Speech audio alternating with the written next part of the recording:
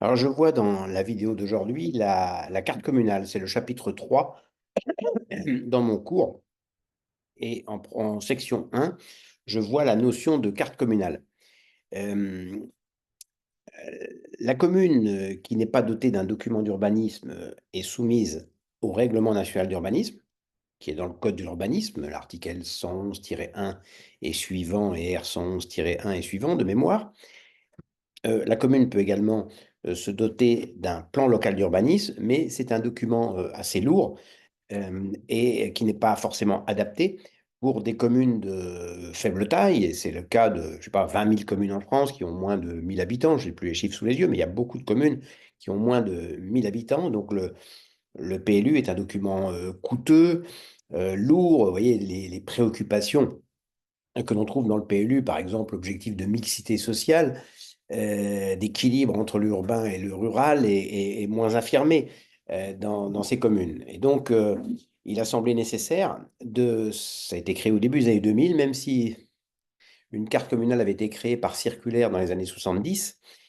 C'est un texte du début des années 2000 qui crée la carte communale, qui est un document donc plus léger, qui permet à la commune donc de se doter d'un document d'urbanisme sans recourir au PLU. L'adoption d'un PLU, d'une carte communale, pardon, n'est quand même pas un acte anodin, hein. Par exemple, lors d'une réponse ministérielle, un ministre donc répond à un député que le coût de révision je ne parle pas de l'adoption, mais la révision, qui est déjà une procédure lourde, le coût de révision est estimé, évalué entre 6 000 et 15 000 euros. Donc, vous voyez, ce n'est pas anodin. La carte communale comprend un rapport de présentation et un ou plusieurs documents graphiques. Elle comporte en annexe, comme le règlement du PLU, les servitudes d'utilité publique affectant l'utilisation du sol, qui figurent sur une liste dressée par décret en Conseil d'État. C'est l'article L 161-1 qui nous le dit.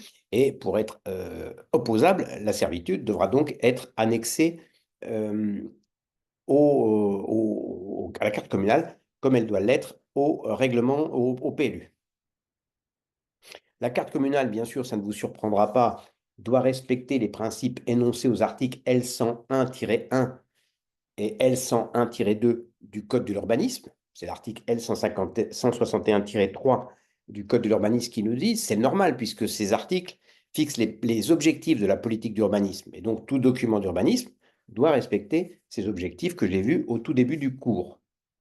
La carte communale est un document plus rudimentaire que le PLU, puisqu'elle peut se contenter d'opter pour un choix binaire et de délimiter les secteurs qui sont constructibles et les secteurs qui ne le sont pas.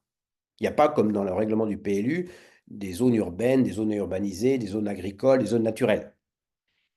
Rien n'empêche la carte communale d'aller plus loin que ce choix binaire, mais elle peut s'en tenir là. Alors, dans les secteurs qui ne sont pas constructibles, qui sont désignés comme non constructibles sous le contrôle du juge, qui exercera un contrôle de l'erreur manifeste d'appréciation, eh bien, il est en principe, bien entendu, interdit de construire, mais il y a des exceptions qui rappelleront d'ailleurs celles qu'on a vues lorsqu'on a vu le règlement national d'urbanisme. Dans les communes qui ne sont pas dotées d'un document d'urbanisme, il est interdit de construire, sauf exception, et les exceptions que je vais voir ici se rapprochent de celles qui sont applicables dans une commune non dotée d'un document d'urbanisme et qui sont soumis au règlement national d'urbanisme. Ainsi, dans les secteurs non constructibles, il est possible d'adapter, de changer la destination, d'assurer la réfection ou l'extension de constructions existantes, ainsi que de construire des annexes à cette construction existante. Bah oui, vous pouvez très bien dans une commune, il y a des maisons isolées à 1 kilomètre du bourg. Si la commune adopte une carte communale, cette maison sera classée en secteur non constructible. Il ne faut pas interdire le propriétaire de cette maison de faire des travaux sur cette maison. Sont également autorisées dans les secteurs non constructibles des constructions et installations nécessaires à des équipements collectifs, à l'exploitation agricole ou forestière. Normal là aussi, hein, puisque les activités agricoles se déploient en dehors des bourgs. Équipements, constructions nécessaires à la mise en valeur des ressources naturelles, au stockage du matériel agricole par les CUMA. Ce sont les coopératives d'utilisation de matériel agricole en commun. Une précision, Un terrain qui est classé en secteur constructible n'est pas nécessairement immédiatement constructible. J'avais vu la même chose d'ailleurs pour le règlement du PLU à propos des zones urbaines. Cour administrative d'appel de Toulouse, 21 mars 2024, numéro 23 TL 00327.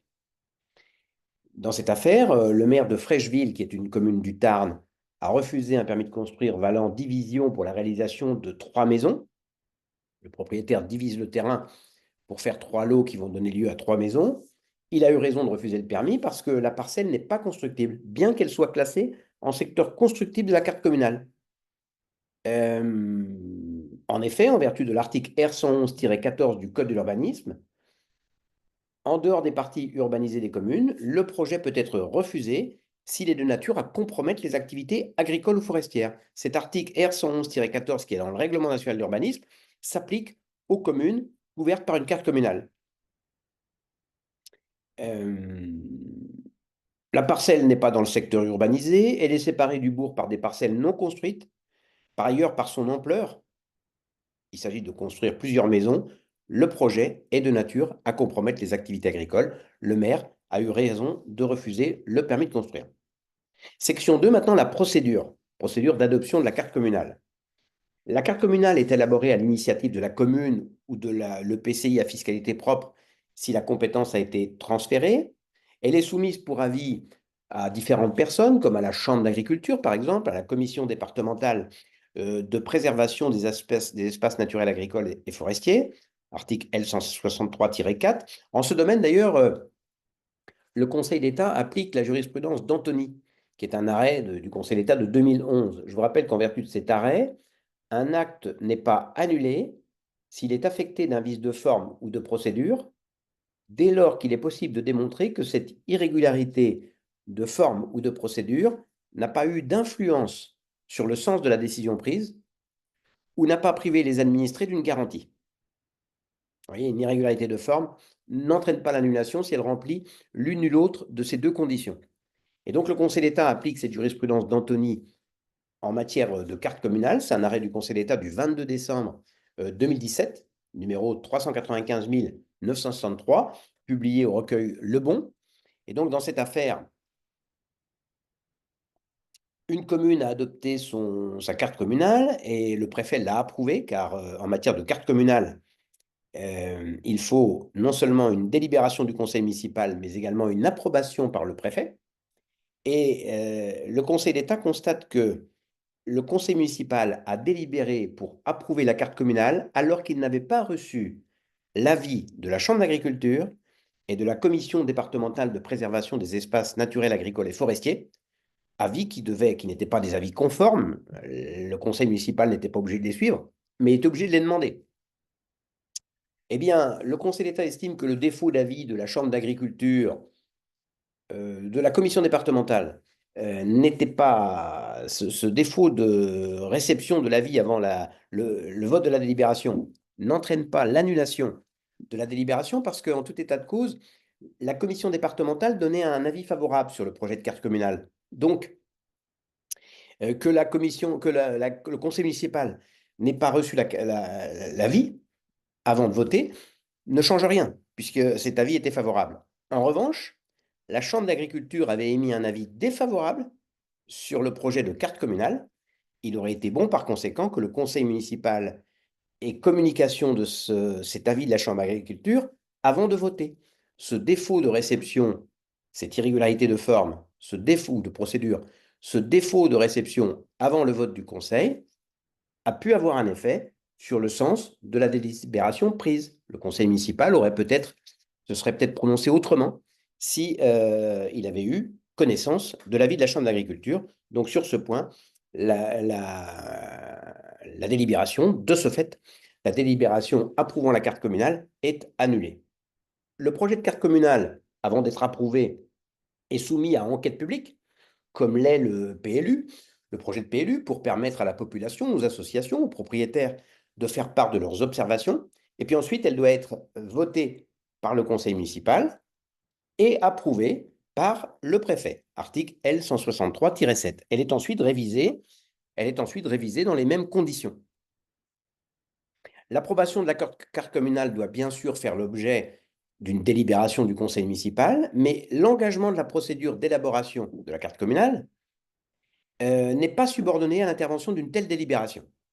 C'est le Conseil d'État qui en a jugé ainsi dans un arrêt du 19 juillet 2017, numéro 403805, mentionné dans les tables du recueil Lebon. Dans cette affaire, le propriétaire conteste l'arrêté du préfet qui approuve la carte communale au terme de la procédure, et il soutient, c'est la carte communale de la commune de Suzette, il soutient que cet arrêté est illégal parce que la délibération du conseil municipal qui, au début de la procédure, a prescrit l'élaboration de la carte communale n'a pas été publiée, n'a pas fait l'objet de la publicité exigée pour qu'une délibération soit exécutoire. Donc, il soutient que ce défaut de publication doit entraîner l'annulation de la délibération ensuite qui termine la procédure. Le Conseil d'État écarte le moyen car la décision d'élaborer une nouvelle carte communale est un acte purement préparatoire. Le conseil municipal aurait pu même ne pas adopter de délibération. Je vous disais donc que la carte communale doit être approuvée par le préfet, et bien entendu, le préfet peut refuser d'approuver la carte communale. Article L163-7.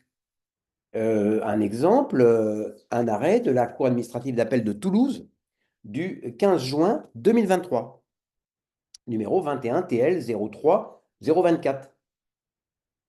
Oui, dans cette affaire, le préfet donc, refuse d'approuver la carte communale parce que, selon lui, la commune en cause, ou la communauté de communes, je crois que c'est une communauté de communes, non, je ne sais pas, c'est peut-être une, non, c'est une commune, n'avait pas respecté les principes figurant à l'article L101-2 du Code de l'urbanisme, qui exige un équilibre. Ce sont les articles, hein, je l'ai dit il y a 5 minutes, qui fixent les objectifs de la politique d'urbanisme. Et dans ces articles, il est indiqué que quand la commune adopte des règles d'urbanisme, elle doit respecter un équilibre entre les zones urbaines et rurales, utilisation économe des espaces naturels. Et selon le préfet, dans cette affaire, la commune qui a adopté la carte communale n'avait pas respecté cet équilibre. Elle prévoit d'ouvrir à l'urbanisation un certain nombre d'hectares, 21 hectares, je crois. Donc la surface totale de la zone constructive de la commune, de la carte communale, s'élèverait à 21 hectares. Et cette extension ne lui semble pas nécessaire, n'établit pas un équilibre entre les espaces naturels et les espaces constructibles, dès lors que le SCOT, qui couvre, c'est le schéma de cohérence territoriale du bassin de vie d'Avignon, indique que les besoins en matière de construction n'exigent pas une telle ouverture à l'urbanisation. C'est voilà un motif qui peut justifier que le préfet donc refuse d'approuver la carte communale. J'entre maintenant dans une troisième partie intitulée « Les instruments permettant à la collectivité publique de mener une politique d'urbanisme ». C'est un titre que je retiens pour réunir les livres 2 et 3 du Code de l'urbanisme, car je vous rappelle que je chemine, j'emprunte le déroulé du Code de l'urbanisme. Et le livre 2 est consacré à la préemption et aux réserves foncières, c'est ce que je vais voir d'abord. Et puis le livre 3 à l'aménagement foncier. Et donc je vais voir ces différents aspects dans cette troisième partie. Donc chapitre premier, les droits de préemption. Je dis les droits de préemption parce qu'il y en a plusieurs. Et je commence par celui qui est quantitativement, à mon avis, le plus important, le droit de préemption urbain, que je vais voir dans la section 1. Le droit de préemption est prévu par urbain est prévu par l'article L210-1 du Code de l'urbanisme. Le droit de préemption est institué par la commune, je cite, en vue de la réalisation dans l'intérêt général des actions ou opérations répondant aux objets définis à l'article L300-1 du Code de l'urbanisme. Donc, quand la commune souhaite préempter sur le fondement d'un droit de préemption urbain qu'elle a institué, il faut qu'il y ait une délibération qui précise quelles sont les parties de la commune, quels sont les immeubles qui sont soumis au droit de préemption urbain. Délibération qui doit être annexée au PLU, sinon elle n'est pas opposable, selon les règles que j'ai vues la fois dernière. Eh bien, quand la commune décide de préempter, dès lors qu'elle a institué ce droit de préemption sur certaines parties de son territoire, la préemption doit être motivée par une opération visée à l'article L300-1. Cet article L300-1 définit la notion d'aménagement. Donc, la commune doit préempter pour mener une opération d'aménagement. Alors, vous irez lire l'article, l'article L300-1 donne une définition très large de l'environnement. C'est une opération ayant pour objet de mettre en œuvre un projet urbain, une politique locale de l'habitat, d'organiser le maintien, l'extension ou l'accueil des activités économiques, de favoriser le développement des loisirs, de réaliser des équipements collectifs ou des locaux de recherche ou d'enseignement supérieur, de lutter contre l'insalubrité et l'habitat indigne, de permettre le renouvellement urbain, de sauvegarder le patrimoine bâti. Vous voyez, donc c'est une définition très large de la notion d'aménagement. Et l'aménagement, au sens du présent du livre consacré à l'aménagement, là, c'est ce que dit l'article L300-1, désigne l'ensemble des actes des collectivités locales ou des EPCI qui visent, dans le cadre de leurs compétences, à conduire ou à autoriser des actions ou des opérations qui vont poursuivre l'un de ces buts. Alors, définition très large de la notion d'aménagement. En revanche, la notion d'aménagement implique quand même une certaine consistance. Vous voyez, par exemple, le Conseil d'État, dans un arrêt du 2 novembre 2015, numéro 374 957, mentionné dans les tables du recueil Lebon, eh bien, dans cet arrêt, le Conseil d'État estime qu'un projet de construction de 35 logements, eu égard à son ampleur et à sa consistance, peut être qualifié d'opération d'aménagement. Il va permettre la mise en œuvre d'une politique locale de l'habitat, qui est une notion visée par l'article L300-1, je viens de le dire. Alors, fréquemment, la commune préempte un bien pour ensuite le céder à une personne privée. Cette cession est possible, légale, dès lors qu'elle répond à un des objets de l'article L300-1. Je vous donne un exemple assez significatif d'une jurisprudence récente. C'est un arrêt du Conseil d'État du 22 décembre 2022. Conseil d'État 22 décembre 2022, commune de Montreuil, Montreuil-sous-Bois, numéro 447 100. Arrêt qui est mentionné dans les tables du recueil Lebon, et les conclusions de M. Skierbach sont publiées à la Revue française de droit administratif 2023, page 337. Dans cette affaire, donc, la commune de Montreuil a préempté un bien que son propriétaire vendait. La préemption intervient quand le propriétaire a pris une initiative qui est celle de vendre. Et la commune qui constate que l'immeuble est couvert par le droit de préemption urbain parce qu'une délibération a été votée, la commune, le conseil municipal ou le maire par délégation décide de préempter. Et donc la commune ici a préempté l'immeuble que le propriétaire vendait pour céder le bien à une association cultuelle qui voulait étendre, agrandir le lieu de culte qui était sur le terrain voisin, une mosquée.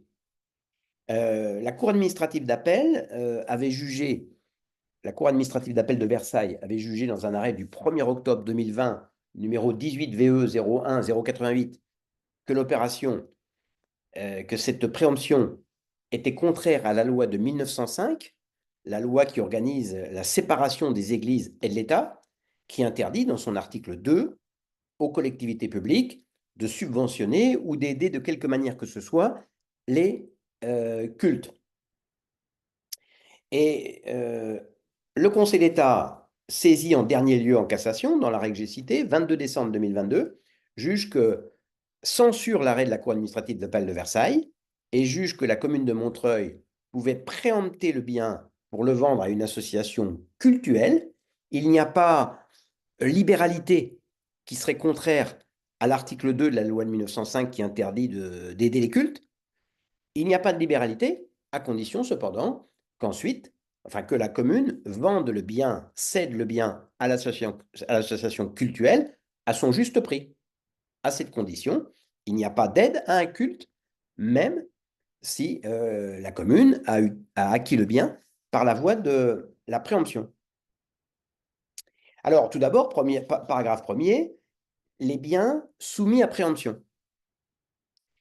L'article L213-1 du Code de l'urbanisme nous donne la liste des biens qui sont soumis à préemption. C'est-à-dire que quand un propriétaire le vend, dès lors que le bien est couvert par le droit de préemption, parce que la commune l'a institué et ce droit pèse sur cet immeuble, eh bien, sont soumis à droit de préemption tout immeuble donnant vocation ou tout immeuble ou donnant vocation à l'attribution aux propriétés bâti ou non lorsqu'ils sont aliénés à titre onéreux. Donc la vente classique, bien sûr, est soumise à droit de préemption.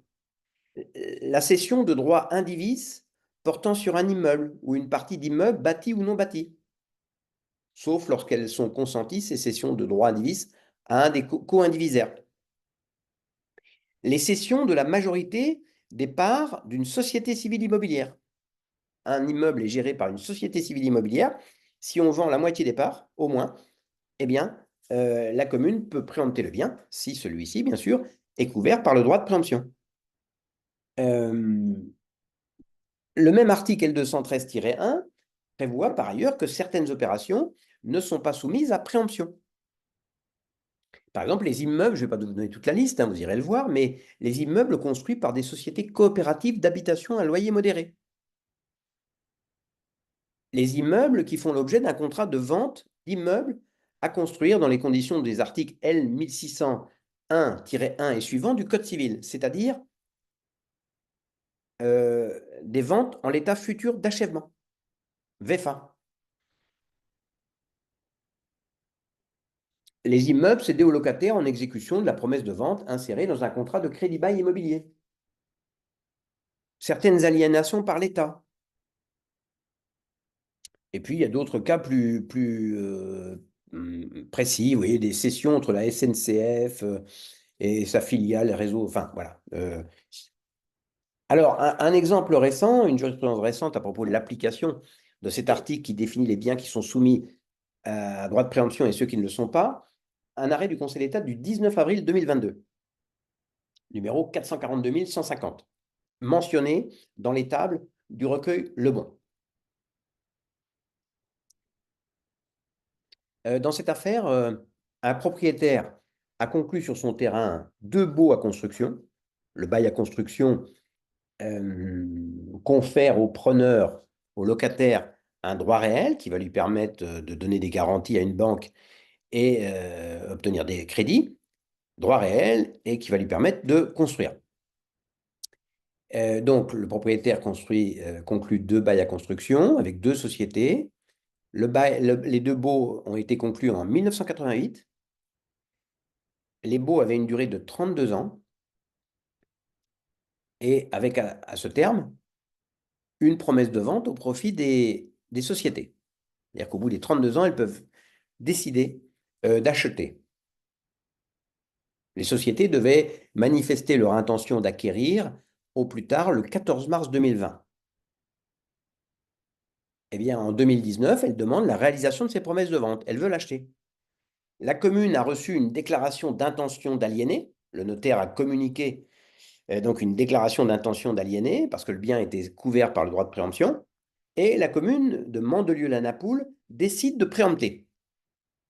Les locataires qui veulent devenir propriétaires contestent cette mesure, introduisent un recours contre ces décisions de préemption. Et le Conseil d'État constate que une cession dans le cadre d'un bail à construction ne figure pas dans la liste des cessions qui ne peuvent pas faire l'objet d'une préemption. Je viens de vous dire, hein, il y a l'article 311, je ne sais plus combien, précise la liste des biens qui peuvent faire l'objet d'un droit de préemption et ceux qui ne peuvent pas le faire l'objet. Donc, le bail à construction n'est pas dans cette liste des biens qui ne peuvent pas faire l'objet d'un bail en construction. Donc, le Conseil d'État juge que la préemption est possible. Mais il apporte une limite immédiatement. Il indique que le bail à construction a un objet, c'était de construire des immeubles pour sans doute loger des personnes. Si la commune décide de préempter, ce qu'elle a le droit de faire, puisque le Conseil d'État vient de le dire, elle ne pourra pas modifier cet objet. Et donc, si ça ne rentre pas dans la définition d'aménagement de l'article L300-1, eh bien, la préemption sur un bail à construction sera déclarée illégale. Autre précision apportée par la Cour administrative d'appel de Marseille le 12 avril 2023, numéro 21 MA 04301, une commune ne peut pas préempter partiellement le bien que son propriétaire vend. Si elle décide de préempter, elle doit préempter la totalité. Le Conseil de la métropole de Nice-Côte d'Azur ne pouvait pas préempter, par conséquent, un seul des lots de copropriété que son propriétaire vendait. Il en vendait plusieurs, mais il fallait tout acheter, ou rien. Paragraphe 2, la déclaration d'intention d'aliéner. Lorsqu'un bien est soumis au droit de préemption, parce qu'une délibération a prévu que tel quartier, tel immeuble est soumis au droit de préemption urbain, son propriétaire, s'il décide de le vendre, doit adresser à la collectivité titulaire du droit de préemption, le notaire le plus souvent qui fait ça, hein, une déclaration d'intention d'aliéner. Voilà, nous envisageons de vendre notre bien.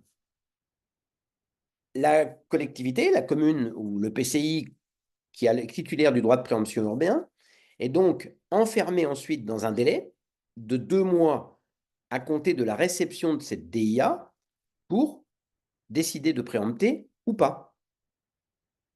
C'est une garantie pour le propriétaire. Nous sommes en présence d'un droit de propriété qui est un droit inviolable et sacré. Donc le juge vérifiera bien que la commune a exercé son choix de préempter ou pas dans les 2 mois, pas au-delà. Alors, cela étant,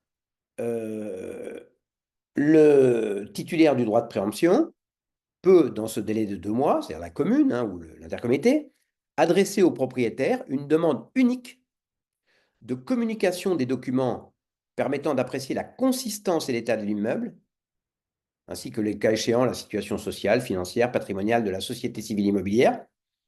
Et la liste des documents susceptibles d'être demandés est fixée limitativement, on ne peut pas demander autre chose, par un décret en Conseil d'État.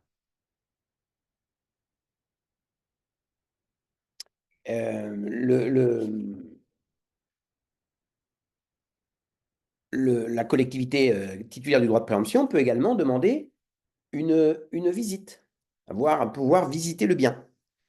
Le silence du titulaire du droit de préemption pendant 2 mois à compter de la réception de la DIA, de la déclaration d'intention d'aliéner, vaut renonciation à l'exercice du droit de préemption.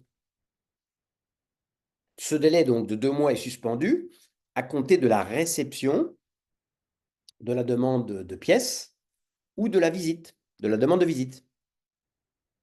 Il reprend à compter de la réception des documents par la commune, documents qu'elle a demandés, ou du refus du propriétaire de laisser visiter le bien ou de la visite du bien. Si le délai restant, puisque le délai reprend, si le délai restant est inférieur à 1 mois, le titulaire, la commune, dispose d'1 mois pour prendre sa décision. Passé ces délais, son silence vaut renonciation à l'exercice du droit de préemption. C'est-à-dire que s'il reste, dans le délai de 2 mois, il reste 1 mois et 5 jours, il reste 25 jours pour exercer le droit de préemption. Si le délai est inférieur à 1 mois, il reste 1 mois pour exercer le droit de préemption. Si la commune envisage de préempter, dès lors que le bien atteint un certain montant, indiqué dans la DIA, puisque dans la DIA, il faut indiquer le montant, le prix que souhaite obtenir la collectivité, que souhaite obtenir le vendeur. Eh bien, depuis un arrêté du 5 décembre 2016, si la somme demandée est supérieure à 180 000 euros, c'est le prix qui est inscrit dans la DIA, eh bien, la commune, avant de préempter, doit demander l'avis du directeur départemental des finances publiques qui va évaluer le bien. Est-ce que ça vaut vraiment ça?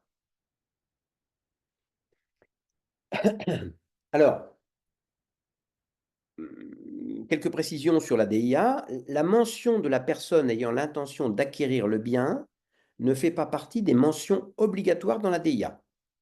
Dans la DIA, il doit y avoir la consistance du bien, le nom du propriétaire, la somme demandée, le prix demandé, mais l'acquéreur qui s'est présenté, eh bien, le nom de l'acquéreur n'a pas à figurer dans la DIA. Ce qui a permis au Conseil d'État d'apporter une précision dans un arrêt récent. C'est un arrêt du Conseil d'État du 29 mai 2024, numéro 489 337, mentionné dans les tables du recueil Lebon. Et donc, dans cette décision, dans cette affaire, le maire de Morsan-sur-Orge a exercé le droit de préemption urbain sur un immeuble. Le propriétaire du bien avait consenti le 30 mars 2023 une promesse de vente à une personne. Cette promesse de vente a donné lieu à une DIA, une déclaration d'intention d'aliéner, que le propriétaire a envoyée à la commune. Mais finalement, le signataire de la promesse de vente a renoncé au bénéfice de la promesse de vente. Le propriétaire a consenti une nouvelle promesse de vente du même bien à une autre personne. Et puis finalement, donc, la commune préempte. Donc, le second titulaire de la promesse de vente a introduit un recours contre la préemption. Et la commune soutient que cet acquéreur n'a pas d'intérêt à contester la préemption parce que son nom ne figure pas dans la DIA. Eh bien, le Conseil d'État rejette cet argument. Ce n'est pas parce que le nom de l'acquéreur qui s'était manifesté ne figure pas dans la DIA qu'il n'a pas intérêt à contester la préemption. Et il y a une autre précision qui découle de ce principe, c'est que le propriétaire n'a pas l'obligation de renouveler la DIA lorsqu'une première DIA est devenue sans objet. C'était le cas ici. Il y avait une DIA envoyée avec, du fait de la première promesse de vente, et puis finalement elle est tombée à l'eau. La promesse de vente est tombée à l'eau parce que l'acquéreur a renoncé. Et puis dans la deuxième, il y a eu une deuxième promesse de vente. Eh bien, la commune n'avait pas l'obligation, nous dit le Conseil d'État, de présenter une seconde DIA dès lors que la consistance du bien et le prix demandé n'avaient pas changé. Le fait qu'il y ait eu changement d'acquéreur ne joue pas puisque c'est une mention qui n'a pas à figurer dans la DIA. Le maire peut demander des précisions complémentaires, je vous l'ai dit, mais si elles sont injustifiées, la demande ne rouvre pas un délai ou ne le suspend pas. Exemple d'application, c'est un arrêt du Conseil d'État du 24 juillet 2009, numéro 316 158, mentionné dans les tables du recueil Lebon. Dans cette affaire, la commune demande des précisions qui étaient inutiles parce que ces informations figuraient dans la DIA. Eh bien, cette demande qui ne se justifiait pas, n'a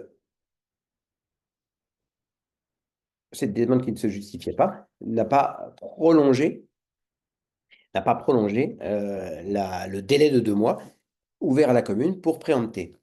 Autre précision, l'erreur matérielle sur le prix dans la DIA n'affecte pas la décision de préemption, ou en tout cas pas forcément. Vous voyez, c'est une affaire qui a été jugée, c'est un arrêt du Conseil d'État du 26 juillet 2011, numéro 324 767. Et donc, dans cette affaire, une société donc, qui est propriétaire d'un immeuble à Noisy-le-Grand souhaite le vendre.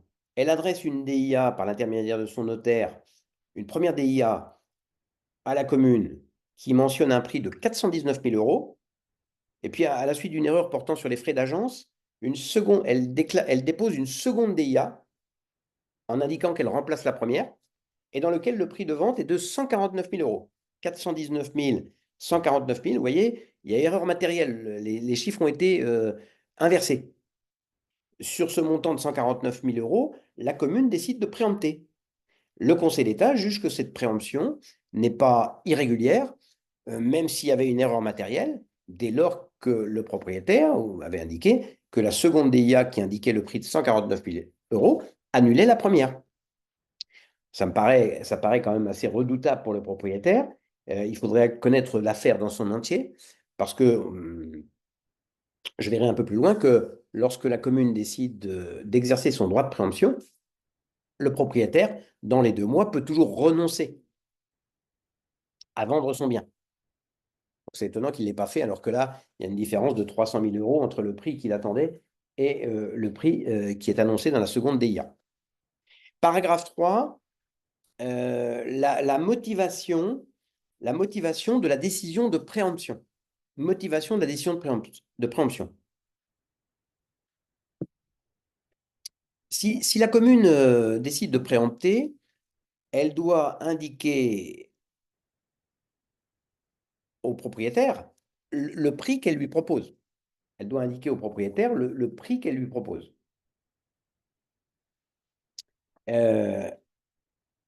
Si elle ne le propose pas de manière correcte, cela rend illégale la décision de préemption. Vous voyez, par exemple, c'est un arrêt du conseil, de la Cour administrative d'appel. J'ai un doute quand même sur Cour administrative d'appel de Douai. Je ne suis pas sûr que ce soit celui-là. Vous voyez, dans une affaire, donc je ne vais pas le dire, hein, le président de l'établissement public territorial Plaine commune. J'ai l'impression que c'est quand même plutôt un établissement public de la région parisienne. Donc, je ne suis pas sûr que ce soit la Cour administrative d'appel de Douai du 18 janvier 2004. Mais enfin, donc dans cette affaire, l'affaire à propos de l'établissement public territorial Plaine, le président a indiqué au propriétaire qu'il préemptait dans le délai de 2 mois, qu'il décidait de préempter, mais il met un prix. Il dit voilà, je préempte à ce prix-là, mais le prix en lettres est de 190 000 euros et le prix en chiffres est de 290 000 euros. Eh bien, la Cour déduit que du fait de cette incohérence, qui ne peut pas être considérée comme une simple erreur de plume, eh bien, la décision de préemption ne comporte pas de prix alors que c'est exigé en vertu de l'article R213-8, elle est donc annulée. Si dans sa décision d'opter pour la préemption, la commune n'indique pas le prix ou l'indique mal, eh bien, il n'y a pas de décision de préemption prise, elle est annulée. Alors je vous disais, quand la commune décide de préempter depuis 2016, si le bien a une valeur supérieure à 180 000 euros déclarée dans la DIA, il faut consulter le directeur départemental des finances publiques qui va donner un avis sur le prix, sachant que en pratique, la préemption n'est pas forcément une bonne affaire pour le propriétaire, hein. Souvent, le prix que va lui proposer la collectivité est moins élevé que celui que lui proposait l'acquéreur qui s'était avancé. Lorsque la commune décide de préempter, elle doit fonder sa décision sur un projet d'aménagement arrêté. C'est d'ailleurs souvent sur ce terrain-là que les décisions de préemption sont annulées parce que la commune n'a pas un projet arrêté au moment où elle décide de préempter. L'arrêt de principe en la matière est un arrêt du Conseil d'État du 7 mars 2008, commune de Meung-sur-Loire, M-E-U-N-G, sur Loire, numéro 288 371, publié dans le recueil Le Bon. Vous trouverez les conclusions de Madame Courrèges sur Ariane Web. Meung-sur-Loire, dans ma mémoire, hein, c'est là où le commissaire Maigret, dans les romans de Simenon, avait sa maison de campagne dans la perspective de la retraite qu'il n'a jamais prise, je crois. Alors voilà ce que dit cet arrêt dans cet arrêt, le Conseil d'État sur l'exigence de motivation. La commune doit justifier, à la date à laquelle elle exerce le droit de préemption, de la réalité d'un projet d'action ou d'opération d'aménagement répondant aux objets mentionnés à l'article L300-1, c'est ce que j'ai dit au départ, alors même que les caractéristiques précises de ce projet n'auraient pas été définies à cette date. Elle doit en outre faire apparaître la nature de ce projet dans la décision de préemption. Mais le juge n'exige pas que la commune fasse mention dans la décision de préemption d'une délibération antérieure ou qu'elle justifie d'un projet précis à la date de cette décision. Il faut uniquement rechercher si la réalité du projet que la commune entendait mener est établie. Vous voyez, on ne va pas lui dire montrez-nous les plans de votre projet, hein, mais est-ce que vous l'avez vraiment ce projet? Vous voyez, dans cette affaire, la commune, dans le quartier, a mis à la disposition d'artisans, de commerçants et d'une association d'aide à domicile pour personnes âgées des locaux qui sont situés en centre-ville, et elle préempte un terrain, un immeuble qui est vendu au même endroit, avec la volonté de mener une politique de réaménagement et de revitalisation engagée par une délibération de 86. Donc elle décide sur ce fondement d'acquérir une grange. Eh bien, le Conseil d'État juge qu'à cette date, au moment où elle a préempté, la commune établissait la réalité d'un projet.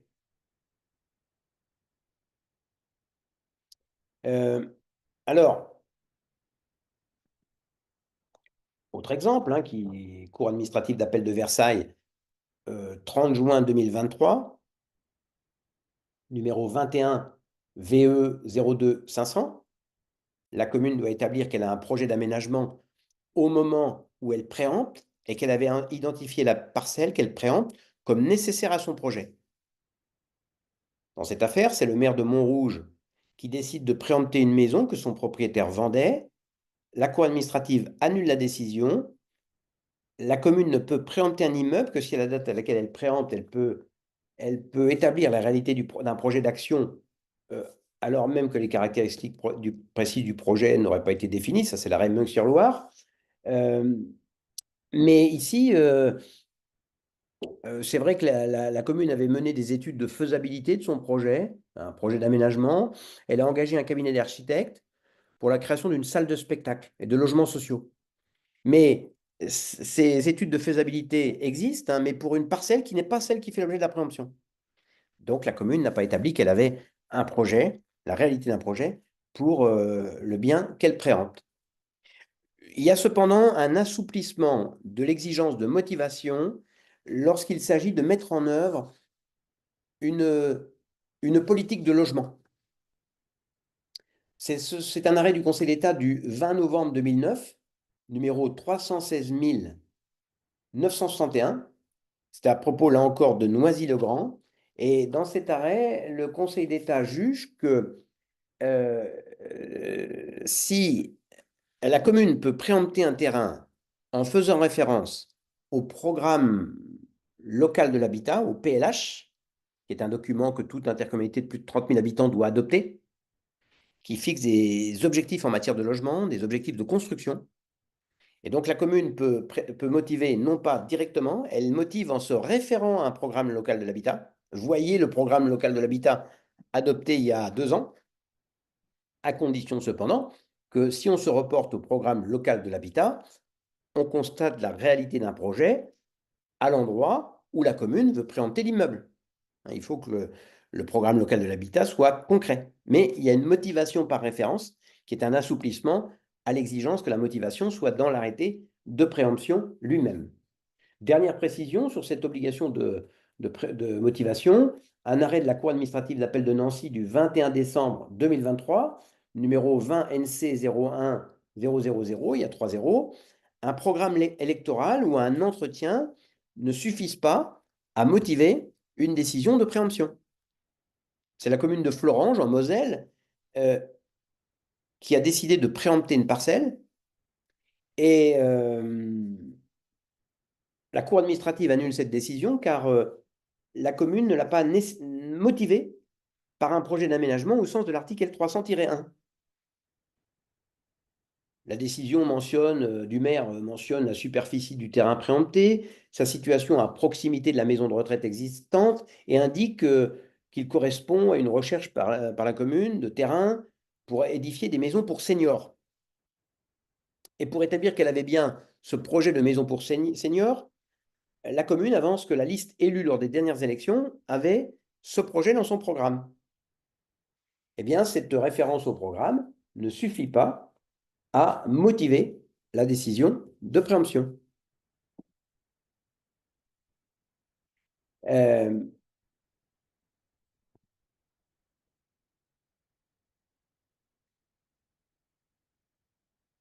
alors, je vous le disais, à compter de la réception de l'offre d'acquérir présentée par la commune, par la personne titulaire du droit de préemption, hein, la commune reçoit la DIA, dans les 2 mois, elle dit « je préempte, je décide de préempter ». Le propriétaire doit, dans les 2 mois, alors prendre une décision.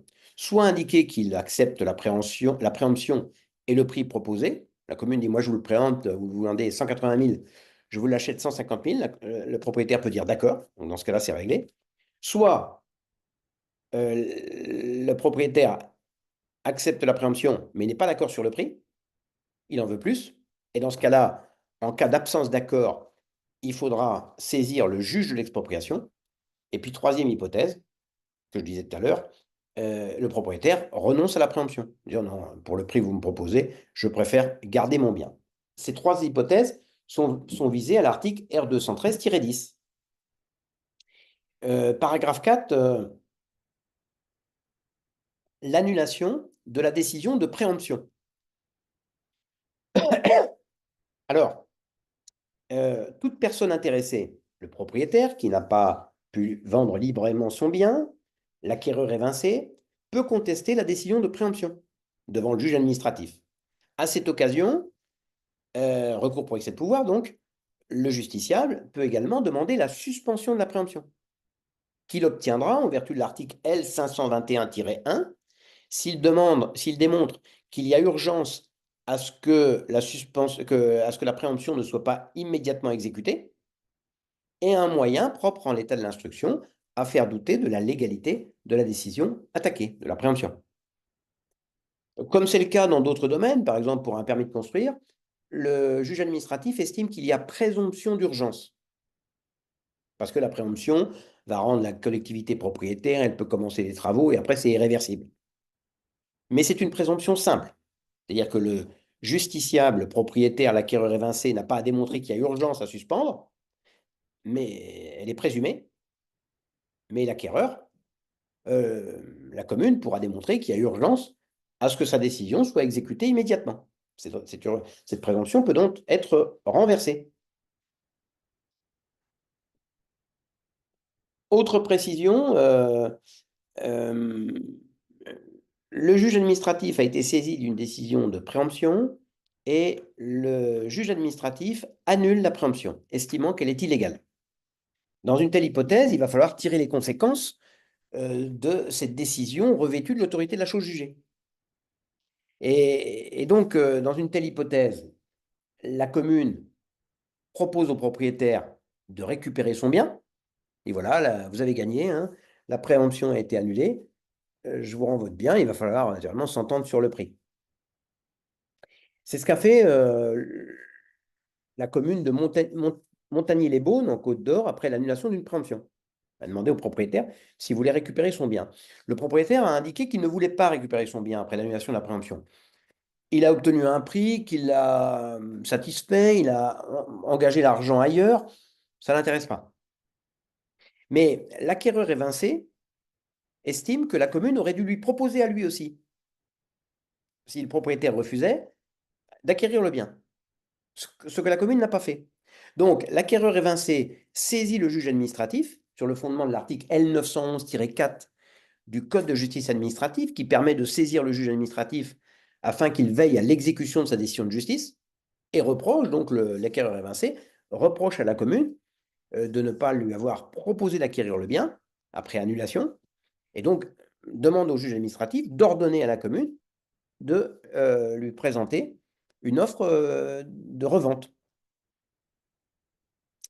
Eh bien, le Conseil d'État, dans un arrêt du 28 septembre 2020, à propos de cette commune de Côte-d'Or, numéro 432 063, mentionné dans les tables du recueil Lebon, le Conseil d'État juge que lorsque la préemption est annulée, la commune doit proposer au vendeur de récupérer son bien, et si ce dernier décline la proposition, la commune doit se tourner vers l'acquéreur évincé si son nom figurait dans la DIA. Mais nous avons vu tout à l'heure que le nom de l'acquéreur ne figure pas, ce n'est pas une obligation. Il peut y figurer, mais ce n'est pas une obligation qu'il figure dans la DIA. Mais le Conseil d'État ajoute que même si le nom de l'acquéreur ne figure pas dans la DIA, la commune doit lui proposer d'acquérir le bien, sauf à démontrer que cette proposition porterait une atteinte excessive à l'intérêt général.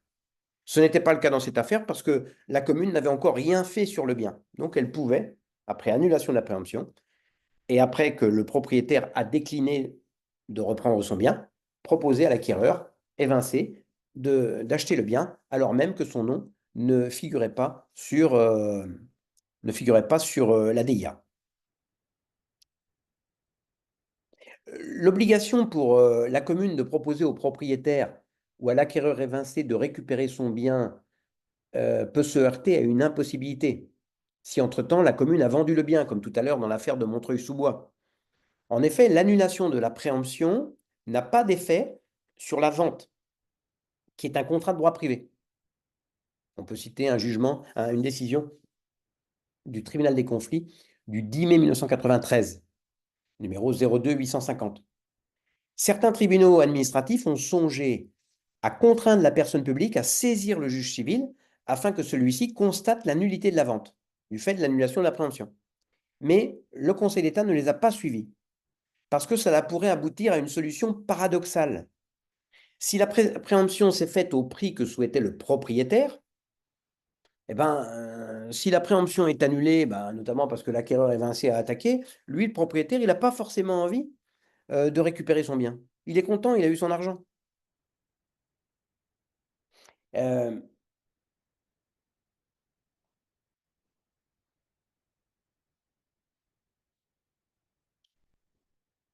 Autre précision ajoutée par la Cour administrative d'appel de Nantes, 27 octobre 2023, numéro 22 NT 01 325, si la commune tarde à rétrocéder le bien qu'elle a illégalement préempté, puisqu'elle est obligée de reproposer une fois que la préemption est annulée, elle engage sa responsabilité.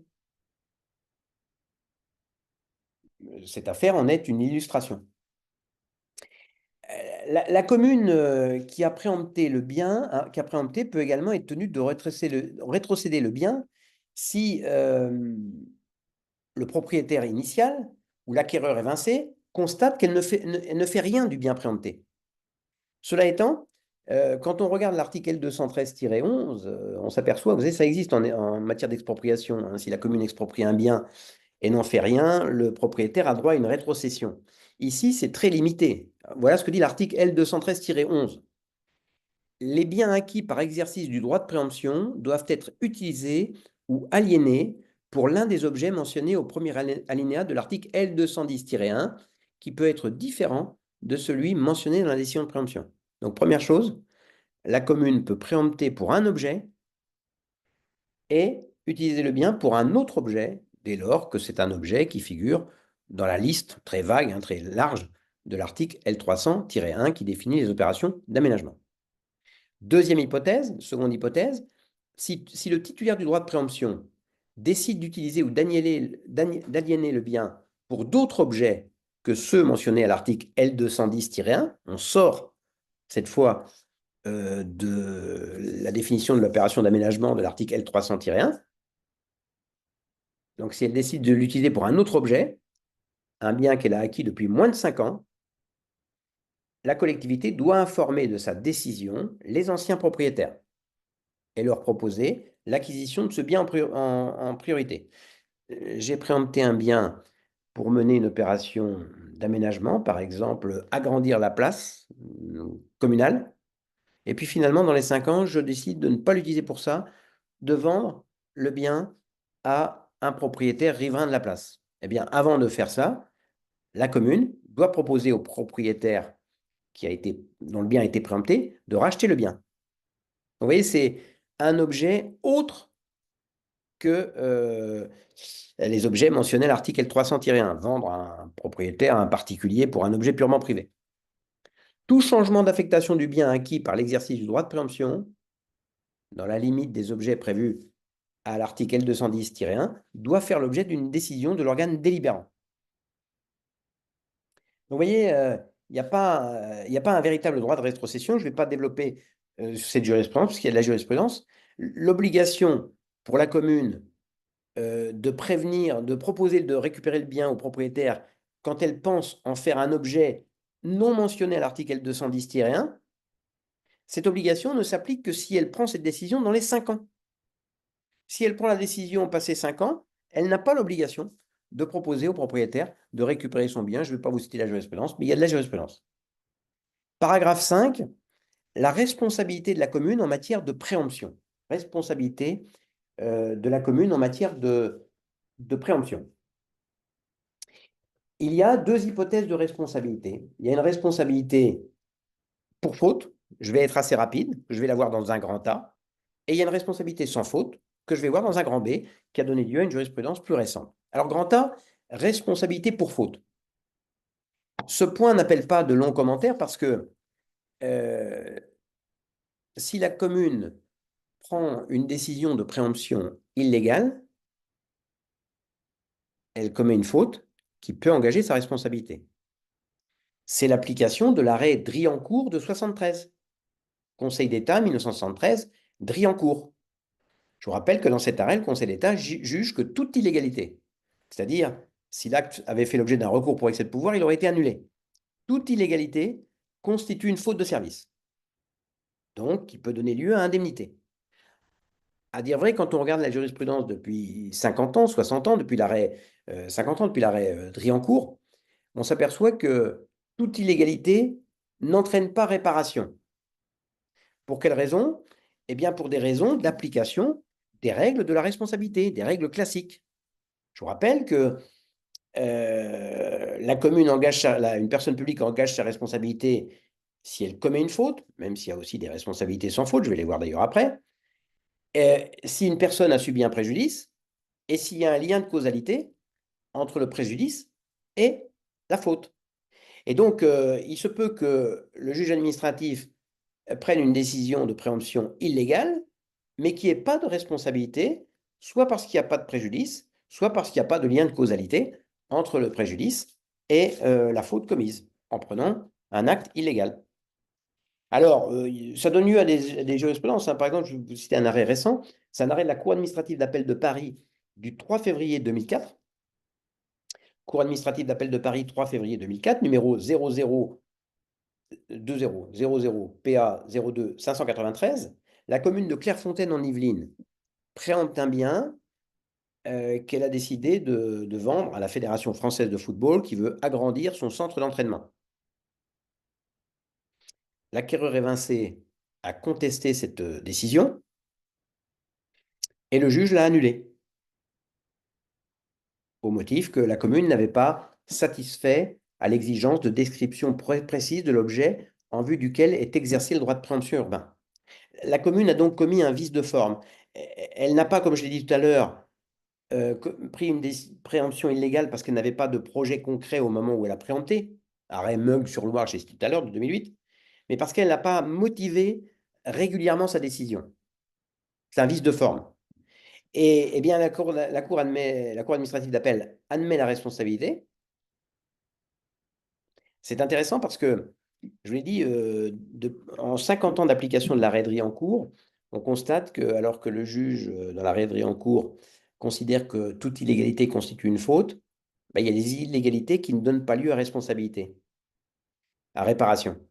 Et notamment, on considère que lorsqu'il s'agit d'une irrégularité de forme ou de procédure, ce qui veut dire qu'on pourrait reprendre la même décision sur le fond en respectant la procédure, eh bien, normalement, il n'y a pas il y a pas d'indemnisation. Mais il y a des contre-exemples. En voilà un. Dans cette affaire, il y a irrégularité de forme dans la motivation, et pourtant, le juge accorde une indemnité. Alors que, vous voyez, par exemple, dans un arrêt du 30 juillet 97, Conseil d'État 30 juillet 1997, commune de Montreuil-sous-Bois, encore, numéro 160 968, publié au recueil Le Bon. Dans cette affaire, le Conseil d'État avait jugé que la responsabilité de la commune était engagée du fait d'une préemption illégale. Elle n'avait pas suffisamment motivé sa préemption, illégalité externe, et avait été incapable, donc responsabilité engagée parce qu'il y a égalité de forme, et, seconde condition, avait été incapable de démontrer que la préemption reposait sur un motif d'intérêt général. Donc, à contrario, le Conseil d'État semblait dire que si la commune, tout en ayant commis une erreur de forme, avait été capable devant le juge de dire ma décision de préemption repose sur une opération d'aménagement, donc sur le fond elle est motivée, il n'y aurait pas d'indemnisation. Alors que dans l'affaire de Clairefontaine, vous voyez, la simple irrégularité externe a justifié une indemnisation. Il faudrait se mener une étude beaucoup plus approfondie pour voir toutes les hypothèses dans lesquelles il y a indemnisation ou pas. Dans un grand B, je vois la responsabilité sans faute. Alors, depuis un arrêt commune de Gavarnie de 1963, vous savez que la responsabilité d'une personne publique peut être engagée pour le préjudice causé par un acte administratif légal. Dans une telle hypothèse, on ne peut pas reprocher à la personne publique d'avoir commis une faute, puisqu'elle a pris un acte légal. Si l'acte avait fait l'objet d'un recours pour excès de pouvoir, le recours aurait été rejeté. Vous voyez, dans l'affaire précédente, dans le grand A, c'est responsabilité pour faute du fait d'une préemption illégale. Ici, nous sommes en présence d'une préemption légale. Si dans l'arrêt commune de Gavarnie, qui n'est pas relatif à la préemption, le juge administratif admet la responsabilité du fait d'un acte administratif légal, c'est parce que le justiciable a été capable de démontrer que cet acte administratif légal lui avait causé un préjudice spécial. Il est le seul où il y a 2 ou 3 personnes, allez 10, qui subissent un préjudice du fait de cet acte, spécialité, et grave ou anormal. L'acte légal l'oblige à fermer son magasin, par exemple. Cette responsabilité sans faute repose sur le principe d'égalité des citoyens devant les charges publiques. Il n'est pas normal que pour le bien de la société tout entière, c'est le cas ici puisque l'acte est légal, une ou quelques personnes subissent un préjudice grave. Pour rétablir l'égalité des citoyens devant les charges publiques, il faut que ces quelques personnes qui subissent un préjudice grave du fait d'un acte illégal soient indemnisées. Eh bien, le Conseil d'État a appliqué ces principes à la préemption. C'est un arrêt du Conseil d'État du 13 juin 2022, numéro 437 160, mentionné dans les tables du recueil Lebon. Dans cette affaire, un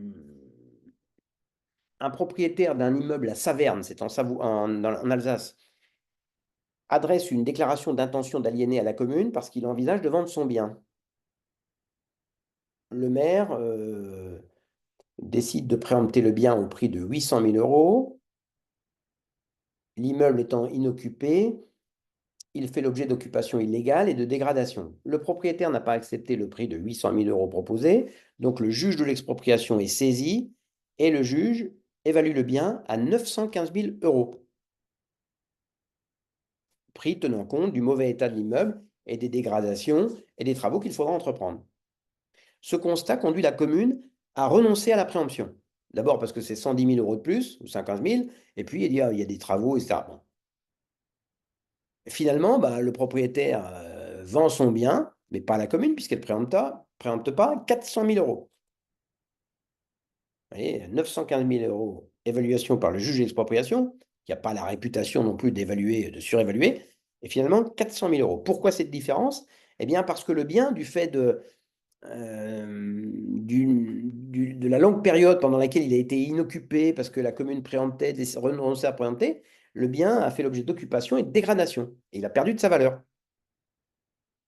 Donc, le propriétaire demande réparation, introduit une action en responsabilité contre la commune pour réparation de ce préjudice spécial. Elle est le seul à l'avoir subi, le propriétaire est le seul à l'avoir subi, et grave, puisque la valeur de son bien a été réduite de plus de moitié. La commune n'a pas commis d'illégalité. La commune peut préempter et décider de renoncer. C'est prévu, ça, même après la décision d'expropriation, elle peut encore renoncer. La fixation d'indemnité Donc, elle n'a pas commis de faute. Mais le propriétaire a subi un préjudice spécial, lui seul, et grave. Le juge, le Conseil d'État, indemnise, même s'il laisse... Alors, l'indemnisation, c'est la différence entre le prix fixé par le juge d'expropriation, 915 000 €, et le prix finalement de vente, 400 000, c'est-à-dire 515 000. Le Conseil d'État laisse cependant 100 000 € à la charge du propriétaire, parce que vous le savez, en matière de responsabilité, la faute de la victime peut exonérer partiellement ou totalement, ici partiellement, la collectivité responsable s'il y a faute. Et donc, le Conseil d'État estime que le propriétaire aurait dû, comme il savait que son immeuble était ouvert à tous les vents, le protéger, faire appel à une société de sécurité. Puisqu'il ne l'a pas fait, eh bien, il subit une décote de 100 000 €. Voilà, j'en ai fini avec le droit de préemption urbain, et dans la prochaine vidéo, je verrai les ZAD, zones d'aménagement différé.